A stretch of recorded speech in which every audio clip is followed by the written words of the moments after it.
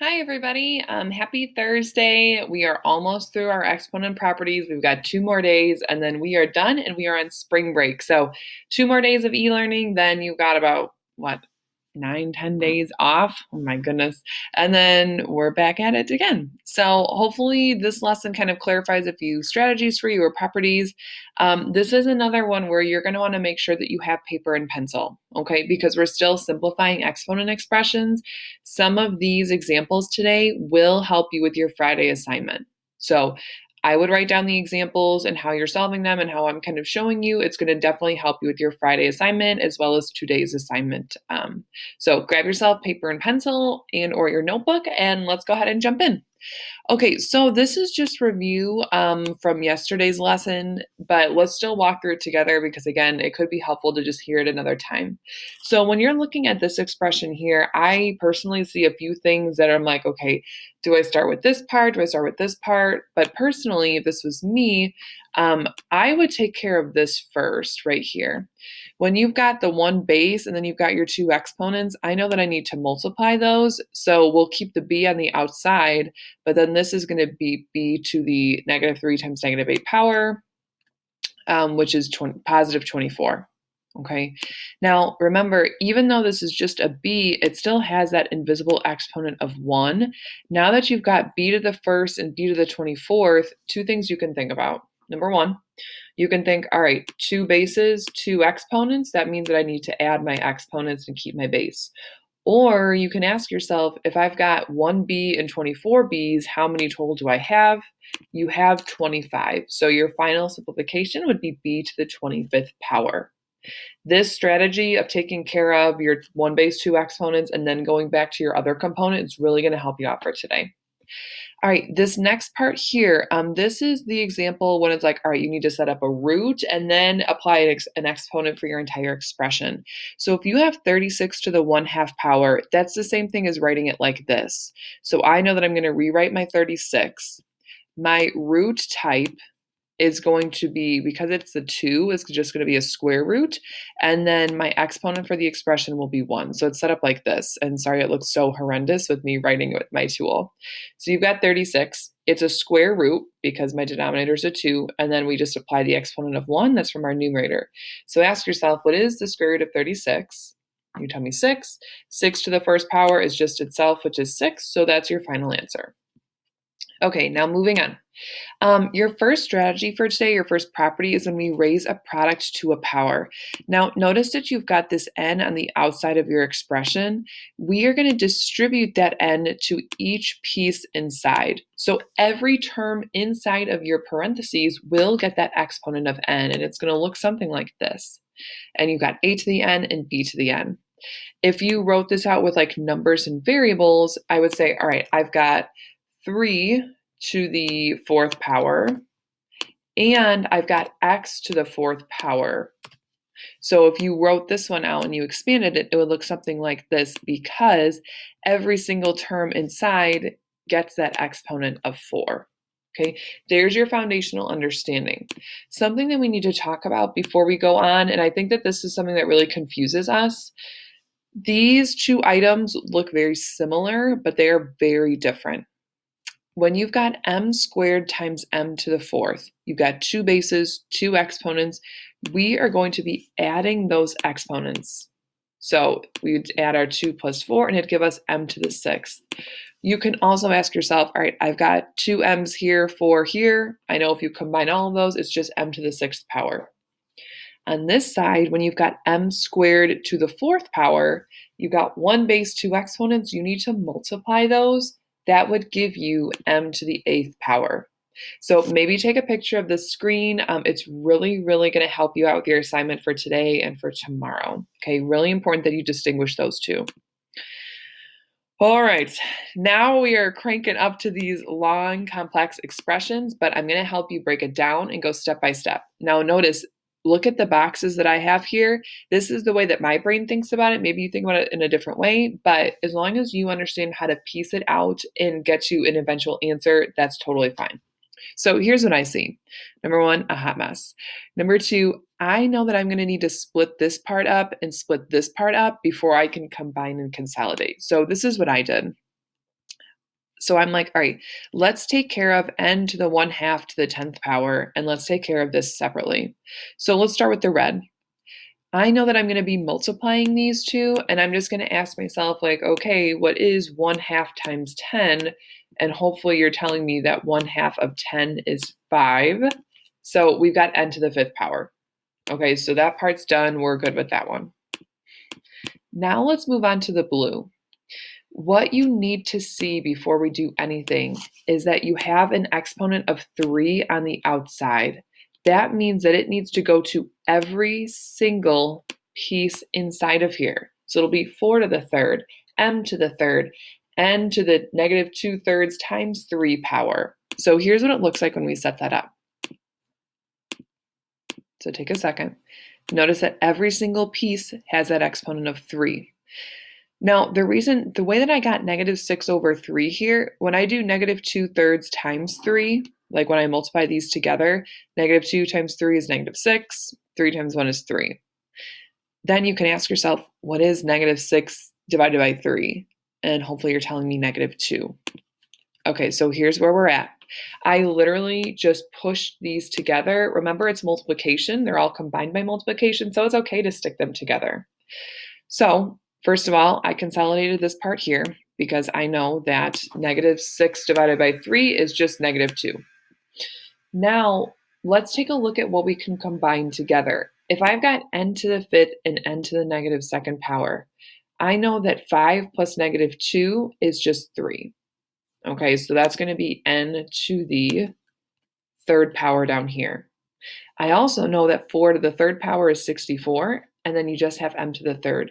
Notice though, you guys, that I rearranged it so that it's in alphabetical order. The book will try to trip you up. I am going to try and keep you on your toes too. You need to make sure your variables are in alphabetical order for it to be correct. Okay, so I know that this looked like such a mess, but when you break it up into 2 pieces and then combine and consolidate, it's actually not as hard as it looks. Okay, let's try another one. So hopefully you're kind of getting in the pattern of seeing like, all right, if I was Mrs. LeVan, I would split these into 2 sections here. Okay, so I take care of this whole term and I take care of this whole term. So this is what I did. I kind of like using the colored boxes. That helps me at least. Like if it was me on paper, I would use like highlighter or colored pencil. So let's take care of this part first. I know that because I have an exponent of -1 on the outside, that is going to be going to each piece inside. So my m will get a -1, and 4 times -1 will be -4. Similarly, in your blue box, every single piece will get this exponent of 2, so it'll just be m squared, and then I know that 4 times 2 is 8, so it'll be g to the 8th power. So here's what we've got. Now notice you've got mg, mg. We can start to combine these together, but remember, because you don't see parentheses and because you've got your 2 bases and your 2 exponents, we're going to be adding them. So when I do -1 plus 2, that's just 1. And when I do -4 plus 8, that's just 4. Okay? Now I've got m to the 1st, g to the 4th power, but here's my question. There's 2 things that need to happen. Number 1, do we need to write out m to the 1st power? No, we do not. And are your variables in alphabetical order? And hopefully you're telling me no, they are not. So when you rewrite this, okay, we are going to have g to the 4th first, and then it'll just be m. Now, if you had to the 1st power, is that wrong? No, but it's more correct to alleviate that term from that exponent of 1. All right, we got 2 more slides, and then we are done. All right, now let's say I'm like starting to think about like IAR, NWEA. How can we put these properties into like real world and like just some like application problems? So let's say that we're given a square. Number 1, we know it's a square because all of the sides are the same, given the annotation on there, and it's 4 right angles. And you've got 5x to the 3rd as one of the side lengths. Well, if that's one side length, that's all of them. And it asks you, how can you find the area of that square? How can we simplify? So there's 2 things that you can do. Okay, and you might want to think about like, all right, how are you going to do it? Because then it'll help you to understand. You've got 2 things that you can do here. You can either just do 5x to the 3rd times 5x to the 3rd, because area is length times width or whatever. Or you can say, well, I can do 5x to the 3rd squared, because That's the same thing as over here. Like if I told you you had a square of with a side length of 10 to find the area, you could do 10 times 10, or you could do 10 squared. If you're looking at option 1, you can say, all right, well, I know that 5 times 5 is 25, and then I've got x to the third times x to the third. That means that I have 6 total x's. You're going to add those, and it would look like that. Here, a little bit different, but you'll get the same answer. You need to distribute that exponent of 2, and because it's just one base, you're going to multiply these two exponents. 3 times 2 is 6, and then I know that 5 squared is 25. Oh my gosh. So no matter what strategy, you get 25x to the 6th, and that would be your answer. All right, last example, and this is kind of pushing it a little bit further. Think back to 1 million years ago, and think back to scientific notation. Okay, scientific notation can come into play here because these exponent properties can help us to simplify it and make it a little bit easier for us. So I'm going to give you a second to pause the video so you can read the problem. Okay, hopefully you read the problem. What you're given is you're given this formula here, okay, 1/2 mv squared, when m represents the mass, and then v represents meters per second regarding your speed. So essentially, it's giving you two huge numbers. You need to plug those into the formula and solve. So it says, what is the kinetic energy of an experimental unmanned jet with a mass? Okay, let's do mass in green. Mass of 1.3 times 10 to the third kilogram traveling at a speed. And then let's keep it at blue for speed. All right, so now you need to take both of these numbers, okay, even though they're in scientific notation, and plug it in your formula. So here's what it looks like. 1/2 times, here's your mass, here's your speed. Don't forget, speed is squared. Okay, now you can probably see how these properties are going to come into play. I screenshotted this from the book, so if you need it, it's in there. When you're simplifying here, notice this has the exponent of 2, so both pieces inside need that exponent of 2. So that's how they got 3.1 squared. And then if I've got 10 to the third to the second, we are going to multiply those, and you're going to get 10 to the 6th power right here. Okay, now notice, these are all multiplication. Because they're multiplication, you can rearrange them to make your lives a little bit easier. So watch how they get rearranged. Now it's just 1/2 times 1.3 times 3.1 squared. That can all go in a calculator. And then they moved the 10 to the third and 10 to the 6th over here. If you're just asking yourself point blank, all right, if I've got 3 10s here and 6 here, how many total 10s do you have?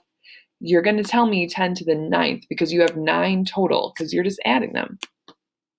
And then that's what you get here. And they just multiplied all 3 of these together in the calculator. So if you see scientific notation, don't be alarmed if you have to apply your exponent properties to it. It's not a big deal. And remember, with multiplication, it's commutative. So you can move your pieces around to consolidate. All right, guys. Your Thursday assignment, you actually have a Schoology check today. So it's not online Pearson. I know that you guys did that for several times this week. It is on Schoology. You can take it twice for your higher score. So make sure you do that. Your focus is on accuracy and doing a good job. There's not that many questions. You're taking it slow to make sure that you are accurate. Tomorrow, you guys will have a very different type of assignment. We've never done something like this online before. We're going to do error analysis. We're going to combine all of our properties from 7.1 through 7.4, and you guys are going to grade my work that I actually wrote out in a notebook. So, all right, you guys have a wonderful Thursday. Also, do not forget, your problem solving is due by 11:59 tonight. 11:59, submit problem solving number 4 and your Schoology check, and then we'll check in tomorrow. All right, you guys have a wonderful day. See you later.